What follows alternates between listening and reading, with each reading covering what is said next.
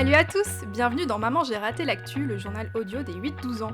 Moi, c'est Marika et un mercredi sur deux, on va vous expliquer un événement de l'actualité. Mais pas que, n'est-ce pas Hélène ? Absolument, et nous allons aussi vous faire découvrir un lieu, une activité, un métier, comme si vous y étiez. Et ça, ce sera le reportage de la semaine. Et puis nous vous partagerons aussi nos coups de cœur culturels. Alors des films, des livres, des jeux vidéo, des jeux de société, des expos, bref, tout y passe.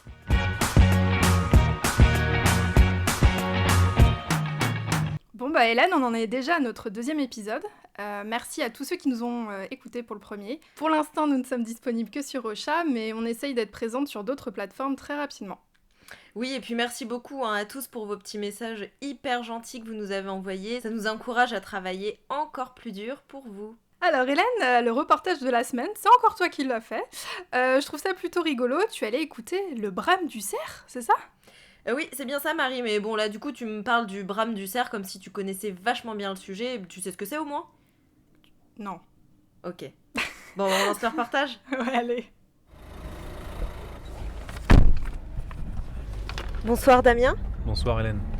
Alors du coup, jeunes auditeurs, je vous plante le décor. Nous sommes dimanche soir, il est un petit peu plus de 22h. Il fait donc très très nuit et c'est une belle nuit dégagée puisque la lune éclaire tous les champs autour de nous parce que oui, je suis à la campagne. Alors Damien, dis-moi, où est-ce que tu m'emmènes là ? Donc là Hélène, je t'emmène dans l'un des plus gros massifs boisés du département de l'Eure, la forêt de Beaumont-le-Roger, réputée pour sa population giboyeuse on va dire. Giboyeuse, ça veut dire quoi ? Giboyeuse, ça vient du terme gibier, donc c'est animaux sauvages tels que cerfs, biches, chevreuils, sangliers.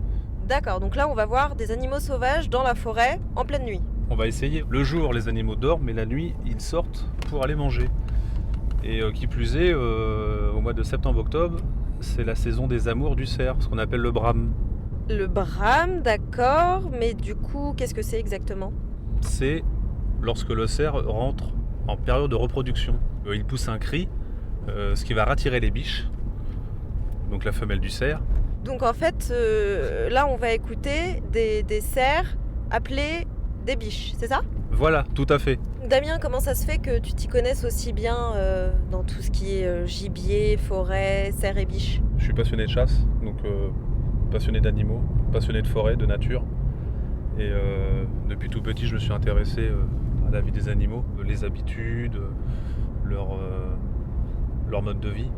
Tout ça, c'est tout ce qui gravite autour en fait. Le cerf, en fait, c'est quand même un petit peu le roi de la forêt, quoi, le roi des animaux. Pour les enfants, tout ce qui est savane, jungle, le roi, c'est le lion. Pour moi, le roi de la forêt, c'est le cerf. Ça t'impressionne toujours d'en rencontrer ? Oui, parce que c'est un animal adulte. Le cerf, il peut peser entre 200 et 250 kilos.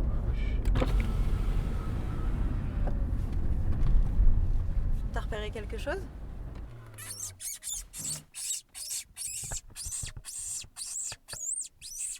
Alors, je ne sais pas très bien ce qui se passe. C'est Damien qui est en train de faire ce bruit. Alors là, on vient de repartir. Damien, est-ce que tu peux m'expliquer pourquoi tu faisais ce bruit ? En fait, j'ai vu des yeux dans les phares dans la plaine. C'est avéré que c'était un renard. J'ai imité le bruit du lapin blessé, on va dire, ou alors de la souris. Et généralement, ils réagissent super bien vu que là, à cette heure-là, ils sont en train de chasser. Théoriquement, ils arrivent à fond les gamelles quand en courant et des fois, tu peux les faire venir à 5-10 mètres devant toi. Ah ouais, d'accord. Voilà. C'est impressionnant. Donc, pour faire le bruit, comme si tu faisais un bisou sur ton poignet, ou alors simplement avec le bruit de la bouche. Tu veux qu'on essaye ? Ouais, vas-y. Bon, c'est parti. Non, je sais pas si je vais savoir, moi. Oh là là là, regarde, il est parti, ça l'a fait fuir. Bon, ce soir, on n'aura pas eu de chance. Le renard n'a pas pris, il est parti. En revanche, on a fait venir une chouette. C'est ça, c'était une petite chouette, hein ? Ouais, tout à fait. On n'a pas fait ça pour rien. Nous sommes sur une route bordée d'arbres et nous venons tout juste de dépasser le panneau Beaumont-le-Roger. Donc nous venons tout juste d'arriver, maintenant il faut tendre l'oreille. Bon alors première tentative, on s'arrête dans un chemin et on va écouter.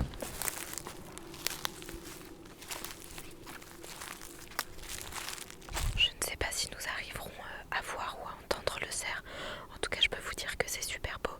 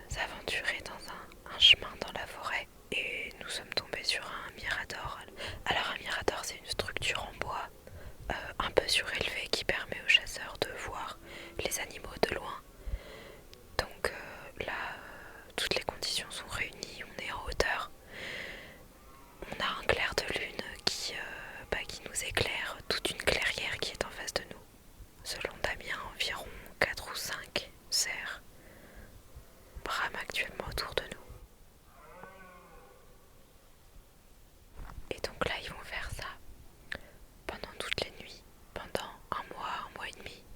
Ouais, tout à fait, Hélène.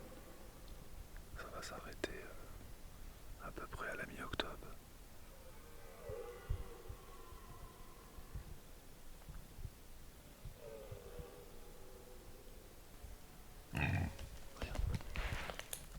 Alors un énorme sanglier vient de passer à côté de nous.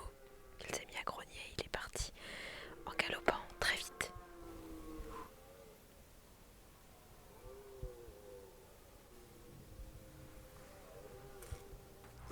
Et le temps passe vite, il est déjà 1h du matin. Donc nous allons rentrer, nous n'aurons pas vu le cerf ce soir, mais nous en aurons entendu plusieurs. Bon, sur ce, je vais me coucher, il y a école demain. Ok, je pensais pas qu'il se passait autant de choses en forêt la nuit. Et bah si, tu vois, t'as toute une vie nocturne et en tout cas c'était vraiment très très agréable d'être comme une petite souris à pouvoir écouter et scruter les animaux, en fait de les regarder et de les écouter sans les déranger.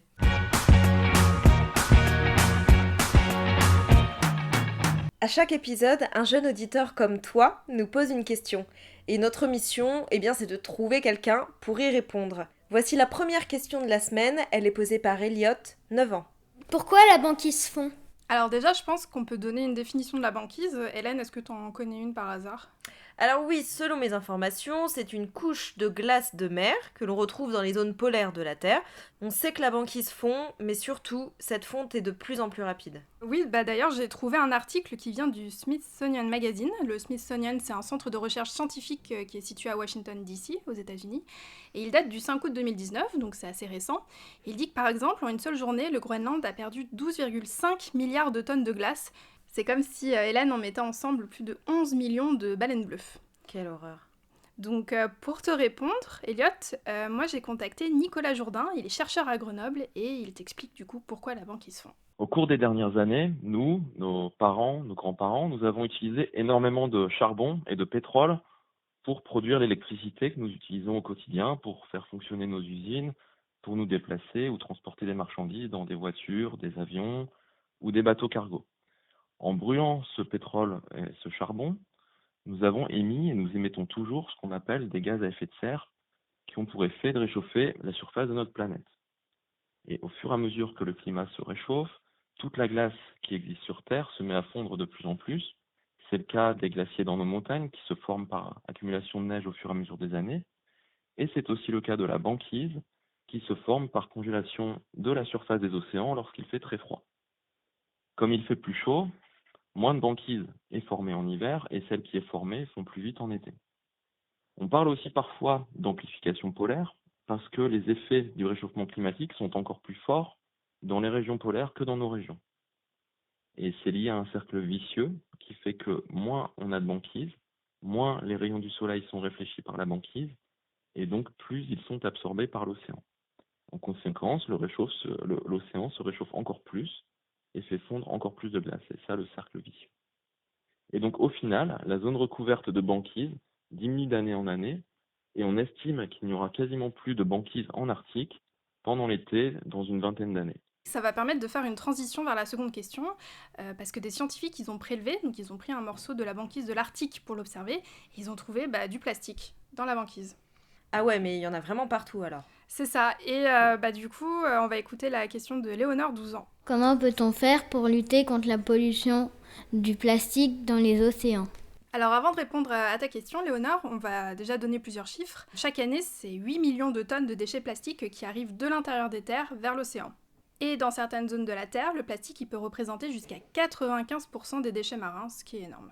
Donc pour répondre à ta question, j'ai contacté Pamela Guéric. Elle travaille dans la partie éducation d'une association qui s'appelle Surfrider. Ils sont à Biarritz. C'est eux qui m'ont donné les chiffres que je viens de te donner. Et Surfrider, ils luttent pour la protection des océans. Je sais pas si tu connais d'autres associations qui font ça, Hélène, ou des gens. Alors écoute, moi j'ai entendu parler d'une organisation qui s'appelle Ocean Eye, donc l'œil de l'océan, j'imagine, si on traduit. Et en fait, je connais quelqu'un qui a fait une mission cet été. En gros, cette personne a consacré ses vacances à aller essayer à sa petite échelle de sauver les océans. En fait, elle a aidé cette organisation à prélever de l'eau de mer pour faire des tests. Et notamment, ils se sont rendus compte qu'il y avait autant de microplastiques que d'organismes vivants dans l'eau. En fait, tu as autant de plastique que de plancton ou que de choses vivantes. C'est quand même hyper inquiétant. J'avoue, ça craint. Et du coup, pour réduire la pollution dans les océans, Pamela Guéric, elle te répond et elle te donne des conseils. Nous, ce qu'on fait chez Surfrider depuis plus de 20 ans, c'est qu'on ramasse les déchets sur les plages. C'est bien de ramasser, mais c'est encore mieux de couper le robinet. C'est comme l'eau du robinet qui coule et on met un seau, on peut vider le seau tout le temps, mais tant que le robinet coule, ça s'arrête pas. Donc il faut arrêter de produire des déchets. Et comme ça, il y en aura moins dans l'environnement. Alors comment on peut éviter de produire des déchets? Il va falloir changer notre façon de consommer. Donc on a par exemple, en premier lieu, on peut prolonger la durée de vie des produits, c'est-à-dire on prend soin de ces affaires, on les répare quand ils sont cassés. On peut aussi acheter deuxième main, donc des vêtements déjà ou des jouets qui sont déjà utilisés dans des vides-greniers. On peut les acheter sur des sites internet spécialisés. Il existe des bourses aux déchets aussi, donc voilà, il y a tout ce type d'actions qu'on peut faire. On peut aussi acheter des produits de meilleure qualité qui durent beaucoup plus longtemps. Ils sont peut-être un peu plus chers, mais ça va durer plus longtemps. Et souvent aussi, c'est des matières pas en plastique et qui vont avoir moins d'impact sur l'environnement.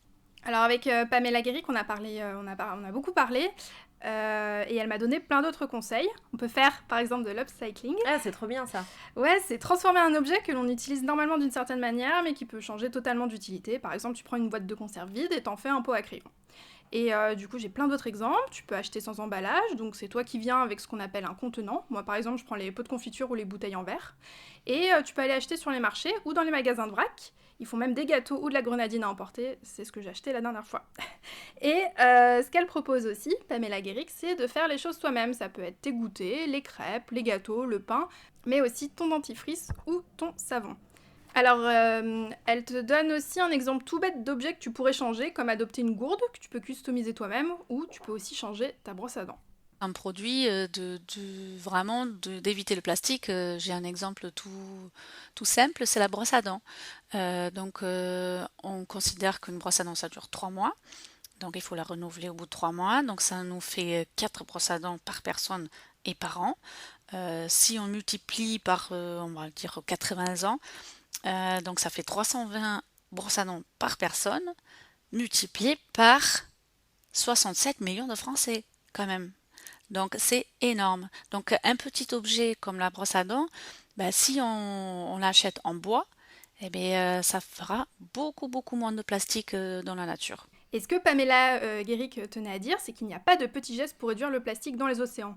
Moi, si j'ai un conseil à te donner, c'est d'y aller progressivement. Si on commence à tout vouloir changer d'un coup, ça peut devenir assez compliqué. Alors personnellement, j'y vais petit à petit. J'ai commencé à faire ma lessive, puis j'ai pris une gourde, puis j'ai pris une brosse à dents en bois, comme elle disait. Et alors du coup, si tu veux en savoir plus, tu peux aller sur le site Ocean Campus de Surfrider, on mettra le lien dans la description du podcast, qui te donnera des recettes et plein d'idées pour réduire ta consommation de plastique.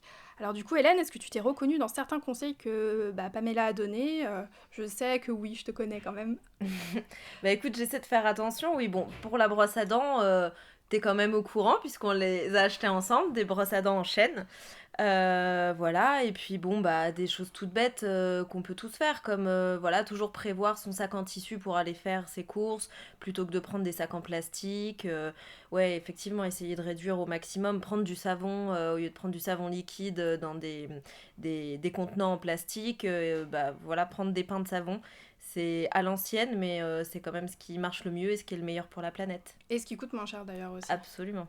Bon, en tout cas, on espère que Pamela aura répondu à ta question. Et si toi aussi tu as une question à nous poser, écris-nous à l'adresse maman-j'ai-raté-l'actu@gmail.com. Il nous faut ta question enregistrée, alors sur un portable ça suffit largement, ton prénom et ton âge.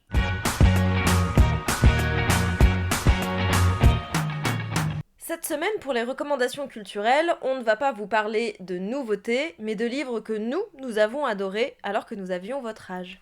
Alors, moi, quand j'étais en CM2, on m'a offert le livre Le Prince des voleurs de l'écrivaine allemande Cornelia Funke. Je ne sais absolument pas si ça se prononce comme ça. Ça se passait à Venise en Italie, et ce sont deux frères orphelins, Prosper et Beau, qui décident de fuguer. Alors jusqu'à ce qu'ils rencontrent une bande d'enfants qui vivent seuls dans un cinéma désaffecté, ce que j'avais trouvé hyper cool à l'époque. C'est badass. C'est badass. Et dans ce cinéma désaffecté, cette bande, ils ont un chef, c'est un enfant aussi, il s'appelle Scipio, et on l'appelle le prince des voleurs. Mais alors qu'ils pourraient vivre peinards dans leur cinéma, les péripéties vont débuter. La tante des orphelins, elle va engager un détective pour retrouver ses neveux, et un mystérieux acheteur va promettre à Scipio une très très très grosse somme d'argent pour trouver un objet qu'il souhaite absolument posséder. Je n'en dis pas plus. Ah, ça m'intrigue en tout cas. Et alors, petite anecdote, du coup l'année d'après, quand j'étais en 6ème, ma correspondante allemande m'a emmenée au cinéma, j'étais chez elle en Allemagne. Alors le film débute, et alors super niveau d'allemand 6ème, je connaissais 3 mots, et d'un coup en fait j'ai compris qu'il s'agissait du film qui s'était inspiré du livre Le Prince des voleurs, ce qui m'a quand même bien aidé à comprendre l'histoire, et du coup j'ai un peu plus profité du film. Et toi Hélène, du coup ton livre ? Mais écoute, déjà c'est rigolo que tu me parles...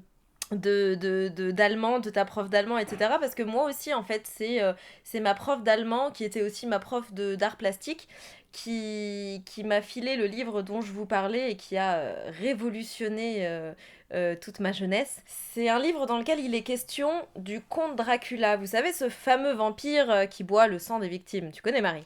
Ouais, je connais très bien. Eh bien, j'ai découvert son histoire à travers le livre de Bram Stoker, alors que j'avais 11 ans, à tout casser. Et pour moi, ça a été une véritable révélation. J'étais complètement absorbée par l'histoire et par la manière dont c'est écrit. Alors bon, en gros, le livre raconte l'histoire de Jonathan Harker. T'as vu cet accent ? Ouais, accent magnifique, stylé, hein. Hélène. Et un jeune notaire anglais qui part à la rencontre du comte Dracula, qui habite en Transylvanie, donc c'est l'équivalent aujourd'hui de l'Europe de l'Est à peu près. Parce que ce dernier, donc le comte Dracula, vient d'acheter une propriété à Londres et que Jonathan a des papiers à lui faire signer. Bon, alors jusque-là, ok, rien d'anormal, mais peu à peu, Jonathan se sent de moins en moins à l'aise dans le château du comte Dracula. Et ces nuits sont troublées par d'étranges cauchemars avec des chauves-souris, des choses qui volent, qui se déplacent, enfin voilà. Et puis j'avais beaucoup aimé aussi la manière dont c'est écrit, parce que tu sais, c'est ce qu'on appelle, alors tout le monde n'aime pas, hein, c'est ce qu'on appelle un récit épistolaire. Donc ça veut dire que l'histoire est racontée à travers des lettres que le personnage principal envoie à sa femme notamment, et puis aussi à travers des articles de presse ou des morceaux de son journal intime.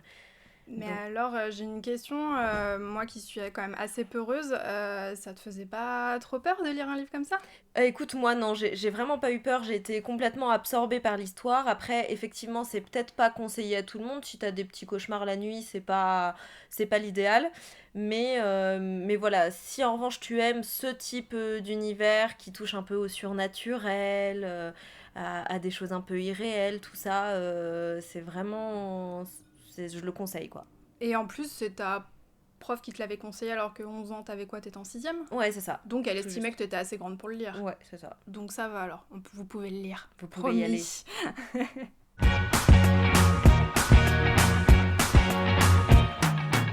Et toi aussi qui nous écoutes, n'hésite pas à nous dire ce que tu as pensé du Prince des voleurs et de Dracula, toujours par mail sur maman-j'ai-raté-l'actu@gmail.com. On prend aussi tes idées de sujets.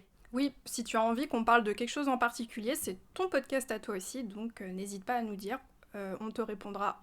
Et voilà, Marie, c'est déjà la fin de Maman j'ai raté l'actu. Ouais, va falloir s'y faire, hein, se quitter toutes les 2 semaines. Hein. Ah oui, c'est dur.